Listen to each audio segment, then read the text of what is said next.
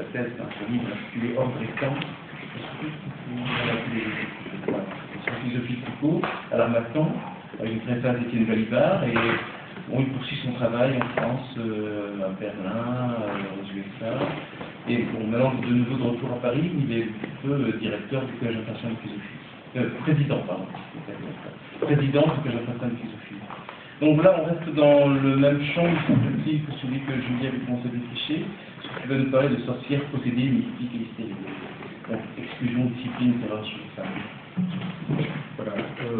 Merci beaucoup, Jacob, de ta présentation généreuse. Je ne peux pas ne pas vous faire part.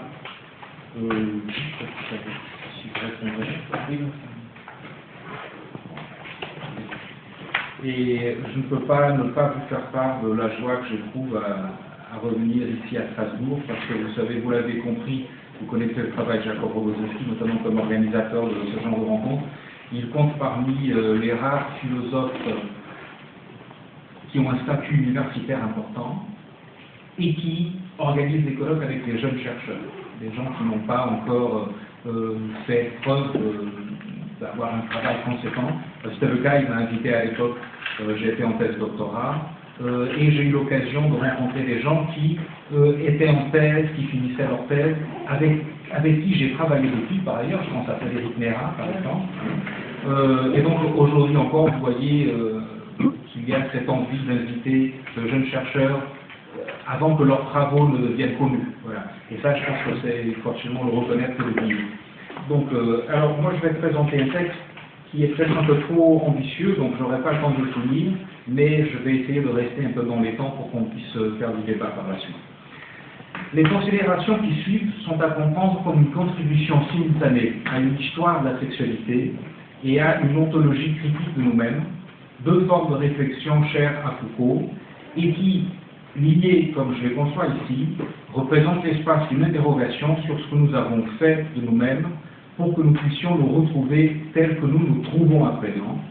Tout cela assorti d'une préoccupation supplémentaire, celle de savoir comment nous pourrons devenir autre chose que ce que nous sommes devenus. Je ne vais pas détailler ces bases de travail méthodologique, car d'une façon ou d'une autre, elles relèvent, comme je l'ai dit, d'une inspiration foucalienne, ce qui me laisse l'espoir, on verra si fondé ou non, qu'on les saisira, bien qu'elles ne restent ici qu'implicites. Je me contenterai ainsi d'y faire une allusion rapide, voire schématique, en disant que ces bases sont philosophico-anthropologiques, appartenant donc à une réflexion sur nous-mêmes, réflexion qui a renoncé à toute quête d'une essence de l'humain et abandonné toute visée universelle et nécessaire. Pour le dire en sens inverse, je me place du point de vue du discours que la philosophie peut de nos jours tenir sur les êtres humains que nous sommes devenus, une fois acté ce qu'on appelle la mort de l'homme. En résumant mon point de départ méthodologique de la sorte, on voit immédiatement surgir le problème qui sera le mien, et qui se trouve inscrit non seulement dans la masculinité littérale de l'expression mort de l'homme, mais encore dans la masculinité d'un certain nombre de langues, parmi lesquelles la française, telle qu'elle est parlée en France aujourd'hui, me paraît faire preuve d'une ténacité particulièrement frappante. Soit dit entre parenthèses que la démasculinisation connaît des rythmes différents dans les différents États et régions francophones, pensons au Québec. Cette masculinité que je souligne dans la mort de l'homme, ou plutôt le fait que nous y soyons devenus sensibles, alors que nous n'y étions pas sensibles auparavant, indique de façon directe que nous ne vivons plus à l'époque de ce constat de décès de la mort de l'homme, et au contraire, pensons après lui. Je ne suis pas le seul à croire que c'est une raison suffisante pour qu'il soit aussi peu recommandable de revenir en arrière et de faire de la philosophie comme on en faisait pendant que l'homme vivait, que de se contenter à demeurer dans le cadre de ce constat. Je pense notamment à un travail récent de Guillaume Leblanc qui s'appelle La philosophie et les contre-cultures, dans le livre dans lequel il explique justement que le mouvement contre-culturel, ce qu'il appelle le mouvement contre-culturel en philosophie, notamment dans les années 60-70, a été tellement fort qu'on ne peut plus aujourd'hui penser comme on le faisait avant, et si on donne l'impression de vouloir le faire en philosophie, c'est une astuce et ce n'est pas de la vraie philosophie. Une telle sorte que qui vient à la rencontre de mon sentiment. L'époque de la fin de l'homme, que de Nietzsche à Deleuze, en passant par Heidegger, Lévi-Strauss et Foucault, c'est-à-dire de la fin du 19e à la fin du 20e siècle, ou encore, si vous le souhaitez, de la fin de Zarathustra à Critique et Clinique, a été celle aussi de puissants mouvements féministes qui ont pris, pendant les dernières années, la forme des études du genre, si puissantes d'ailleurs, qu'il est devenu impossible, si notre pensée souhaite véritablement demeurer fidèle à la nouvelle réalité à l'intérieur de laquelle elle s'exerce, qu'elle se doit d'une façon ou d'une autre de faire avancer, il est devenu impossible, je disais, de continuer à parler d'un problème de l'homme, si par là on prétend désigner l'être humain. À sa place, il convient de s'exprimer en termes de problème de l'humain, tout comme on devrait préférer les sciences humaines aux sciences de l'homme et insister sur les droits humains au lieu des droits de l'homme. C'est d'ailleurs ce que font les langues qui, depuis longtemps, ont converti les rights of men en human rights, les derechos del hombre en derechos humanos, les diritti dell'uomo en diritti umani. Suivant ce principe, qui seul nous hisse à la hauteur des enjeux émancipateurs de notre temps, après la fin de l'homme, la philosophie se doit de penser les humains que nous sommes en tant qu'êtres humains et non plus en tant qu'hommes. L'utilisation coutumière de ce mot homme afin de désigner l'ensemble des humains semblant de plus en plus grotesque, aussi grotesque que le serait l'utilisation du mot femme pour désigner l'ensemble de l'humanité. Dans un cas comme dans l'autre, on ne fait que projeter sur le tout un mot qui ne sert qu'à désigner une partie, comme si cela était naturel, ou dans une moindre mesure, comme si cela était ainsi, comme si on devait se contenter de vivre avec les pesanteurs de l'histoire, au lieu de, comme le proposait Nietzsche, se révolter contre la stupidité des faits. Or, avec la fin de l'homme, ce n'est pas seulement l'homme qui meurt, c'est encore l'anthropologie philosophique qui le prend comme objet, et avec elle, la croyance en ce qu'il serait anodin de désigner l'humanité par le nom masculin. Au lieu donc de se laisser porter par un mouvement d'inertie qui conserverait la vieille terminologie, la pensée se doit désormais de s'exercer et de parler, à la rigueur en termes d'être humain au singulier, et mieux encore d'êtres humains au pluriel.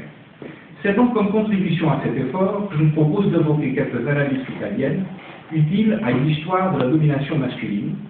en quoi je reviendrai immanquablement à des cas dans lesquels cette domination a pris la forme de l'exclusion, de la discipline et de la terreur, exercée non exclusivement sur les femmes, bien sûr, mais tout particulièrement sur elles. Ce sont aussi des cas qui ont souvent comme dénominateur commun un lien avec la religion, et plus strictement avec la religion institutionnalisée, en un mot avec l'Église ou avec les Églises. Puisque le sujet est vaste et qu'il ne s'agit ici que d'en exposer une partie somme toute modeste, je procéderai de la façon suivante. Je définirai tout d'abord le cadre de départ, inspiré de Lacan, certes, mais d'un Lacan lu avec un regard qui lui-même n'est ni lacanien, ni psychanalytique. En réalité, il s'agit d'un regard foucaldien, et c'est pourquoi, dans un premier temps, je jetterai les bases de mon retour aux généalogies foucaldiennes à partir d'une certaine lecture, vous verrez, d'une phrase de Lacan en réalité. Il suivra, deuxièmement, quelques mots sur ce qu'ont pu être à leur époque la sorcellerie, la possession, la mystique et l'hystérie. Troisièmement, après avoir distingué ces quatre figures, je me centrerai sur comment les rapports de genre les travaillent de l'intérieur, aussi bien dans leur mode d'existence propre, c'est-à-dire le mode d'existence propre de la sorcellerie, de la mystique, de la possession, de l'hystérie, que dans celui des transformations menant des unes aux autres. Enfin, il me reste du temps, je dirais quelques mots, il ne me restera pas du temps, mais ce serait l'intention, je dirais quelques mots au sujet du retour psychanalytique à la mystique, chez Lacan au XXe siècle, et plus récemment chez Julia Kristeva, qui a publié un gros volume en 2008 intitulé « Thérèse mon amour », en référence à Thérèse d'Avila. Alors, premier mouvement du texte. Dans son séminaire 20, encore, Lacan prononce en 1972 la phrase suivante: « Que les hommes d'un côté, les femmes de l'autre, ce fut la conséquence du message, voilà ce qui au cours des âges a eu quelques répercussions. » Ces mots me trouvent depuis un certain temps, parce qu'à la fois ce qu'ils disent est de la plus grande évidence. La séparation entre les hommes et les femmes, notamment telle qu'elle est inscrite dans la supposée révélation, ou en tout cas telle qu'elle découle de la révélation, a bien évidemment marqué toute l'histoire qui a suivi. Et simultanément, ces mots de Lacan nous mettent devant l'ampleur non seulement historique, mais encore cosmique et même divine, donc à la fois naturelle et surnaturelle, de la différence sexuelle. Bien plus, ces mots attirent l'attention sur les liens entre cette différence sexuelle et la religion, ou du moins entre cette différence et les institutions religieuses, de sorte que la question des liens entre différence sexuelle et religion institutionnelle ou instituée, ou encore de la religion telle qu'elle est exercée par et dans une institution ou des institutions, s'impose à nous avec une force rénovée. Avant que de nous rappeler que les rapports des religions à la sexualité ont toujours été complexes, les mots de Lacan insistent sur la solidarité entre un certain type de religion, celle du message, qu'on pourrait entendre également comme celle du livre, et la diversité des espaces occupés par les hommes et les femmes, les uns d'un côté, les autres de l'autre. On est bien ici sur le plan d'un partage spatial, censé correspondre au partage des caractères physiques, biologiques, et puis sans doute psychologiques des uns et des autres. Par conséquent, si on dit que la phrase de Lacan fait signe vers quelque chose de plus radical que les rapports des églises à la sexualité, c'est parce qu'elle, la phrase de Lacan, rappelle que sous-jacente au traitement que donnent ces églises au problème de la sexualité, problème pour lequel elles élaborent des codes moraux, voire juridiques, qui autorisent ensuite à juger des comportements et invitent à faire des aveux, quand ils n'obligent pas et même ne forcent pas à en faire, on pense bien évidemment à l'Inquisition. Disons, sous-jacent à tout cela, il y a la différence sexuelle qui détermine les comportements à adopter par les uns et les autres au regard des plaisirs psychiques ou physiques. Autrement dit, dans le cadre des institutions religieuses, ce n'est pas l'universalité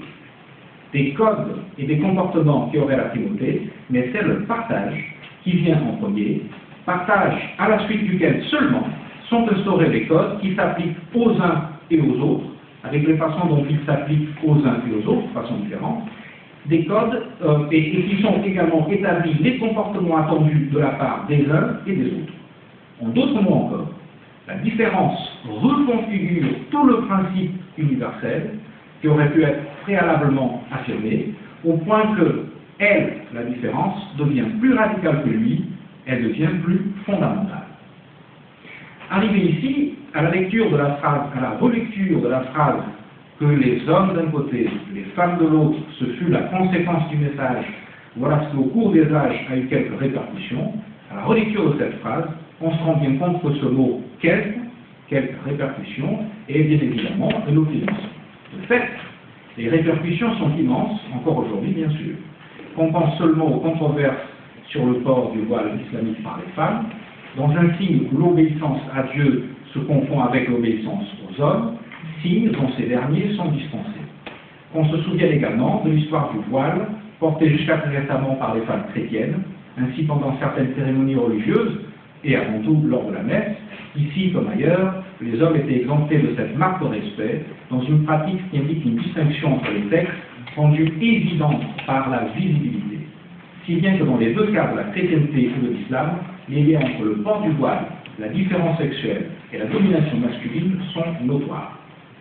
Il convient maintenant de souligner une autre dimension des liens entre la religion institutionnalisée et la différence sexuelle.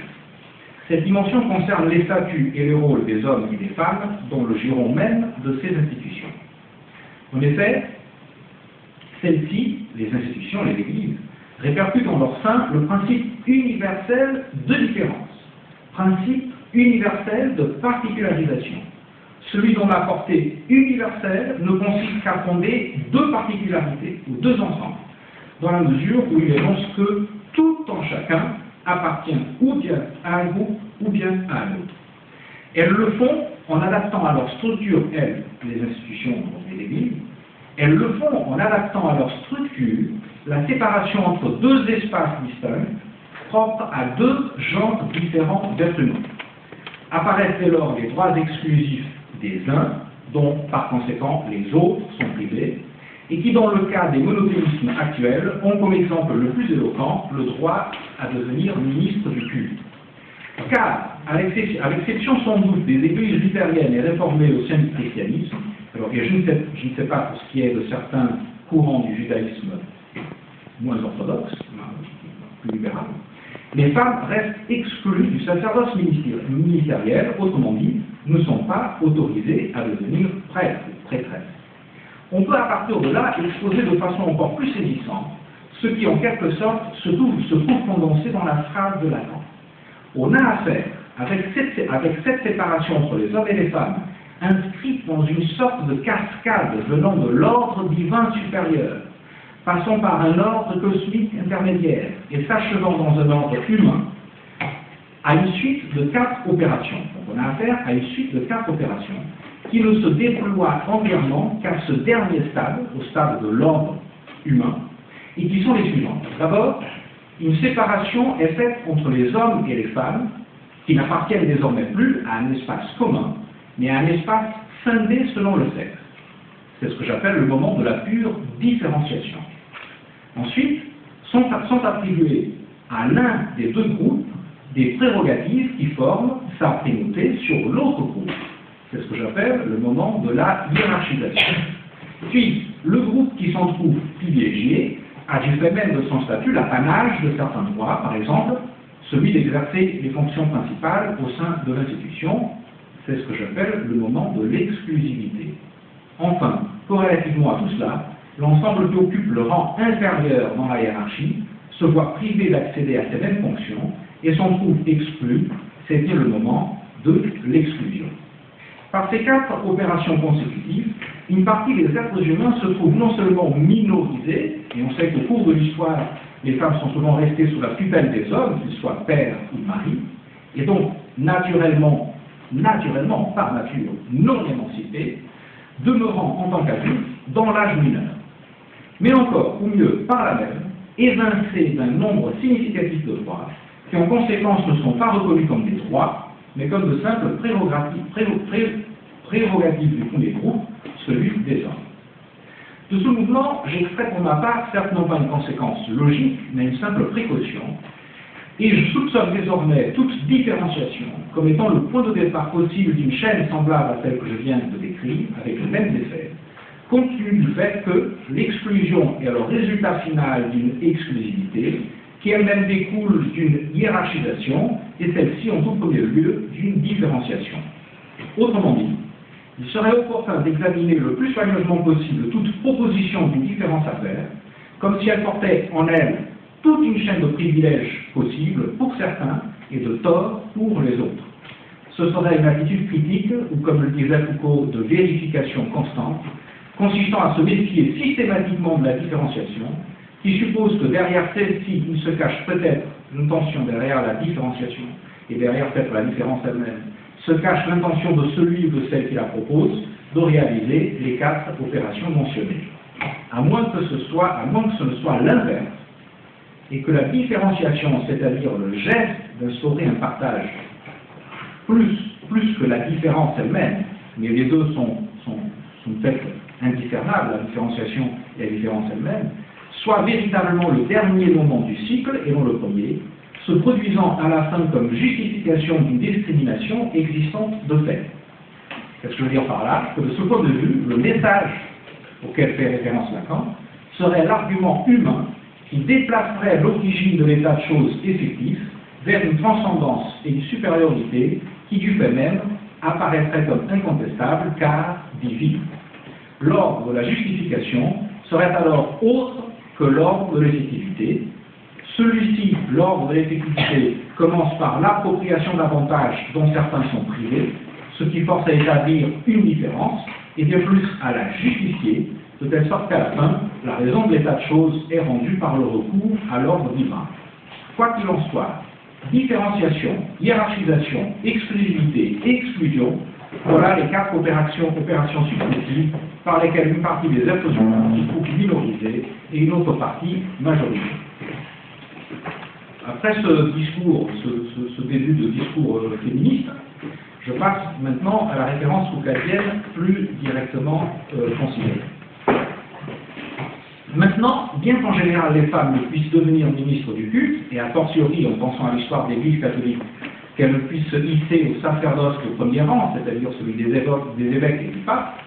elles ont la possibilité tout de même de s'engager dans la vie religieuse et d'entrer dans les ordres, ce que par analogie, et en tout cas dans cette même Église catholique, on appelle épouser Dieu.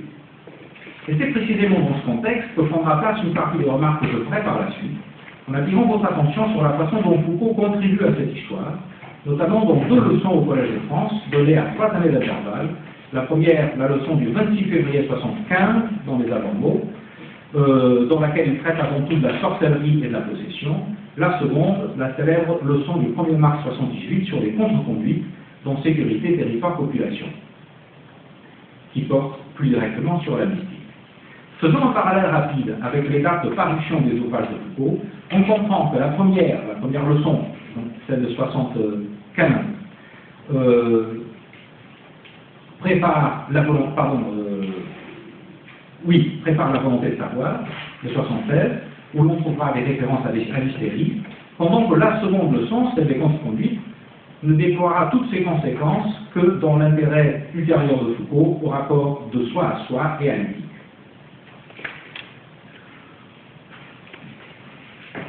Si bien qu'on peut dire que Foucault prend intérêt à une partie de l'histoire que le christianisme en général et l'Église catholique en particulier ont fait aux femmes,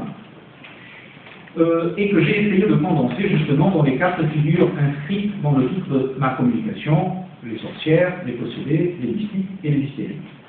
Reste à expliquer comment, d'un point de vue foucaldien, ces figures se distinguent, y compris lorsqu'elles appartiennent à la même époque historique, c'est le cas des possédés et d'une partie des mystiques, ce qui par ailleurs nous frayera une voie pour saisir la façon dont certaines de ces figures ont été captées, retravaillées et transformées plus tard, d'abord par la psychiatrie, on vient d'en parler, ensuite par la psychanalyse, et cela jusqu'à nos jours. Nous allons donc, j'esquisserai donc les différences entre ces 4 figures à l'intérieur de leurs époques respectives, avant d'essayer de comprendre comment les figures d'une époque, comment des figures d'une époque on passe aux figures des époques suivantes, et de quelle façon dans ces transitions il y a des tensions entre le masculin et le féminin.